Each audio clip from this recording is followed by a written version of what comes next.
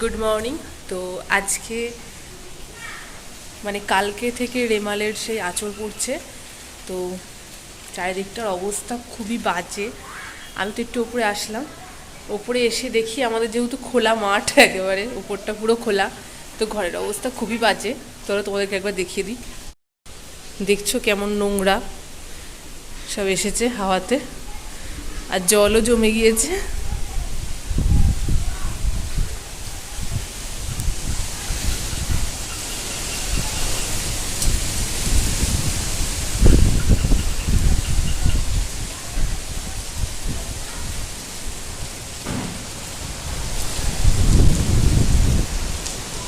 তো আশা করি দেখে বুঝতে পারছো কতটা ঝড় হচ্ছে।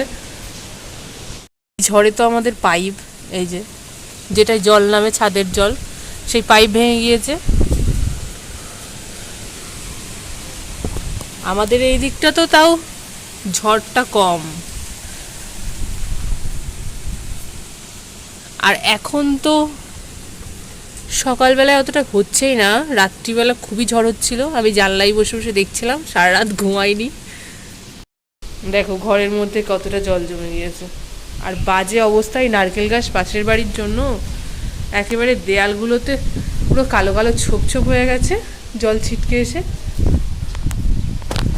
আচ্ছা, আর এদিকে আমাদের অষ্টম প্রহর, তাই প্যান্ডেল হচ্ছে। তা এখন স্টপ আছে যেহেতু বৃষ্টির জন্য কালকে থেকে।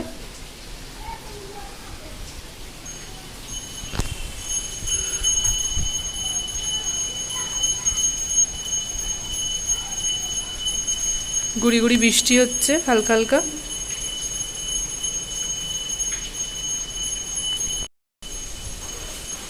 বুঝছো কি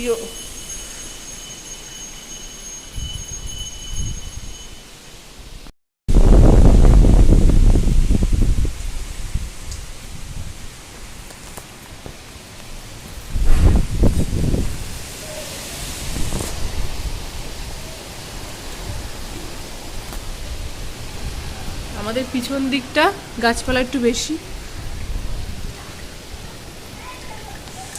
ছাদ থেকে বয়ে বয়ে এরকম জল এসেছে। আমাদের তো অনেক কিছু নষ্ট হয়েছে। এদিকে বাথরুমের দরজাটাও ভেঙে গিয়েছে। এই যে আমাদের নদিয়াতে তো অতটা মানে তাও খুব আহামরি ঝড় বৃষ্টি হয়নি।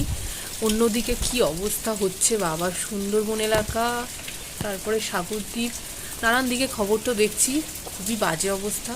ওরা যে কি করে আছে, আমরা তো এত ভালো আছি, তাই এত ঝড় বৃষ্টি দেখে আমাদের মানে কেমন একটা হচ্ছে।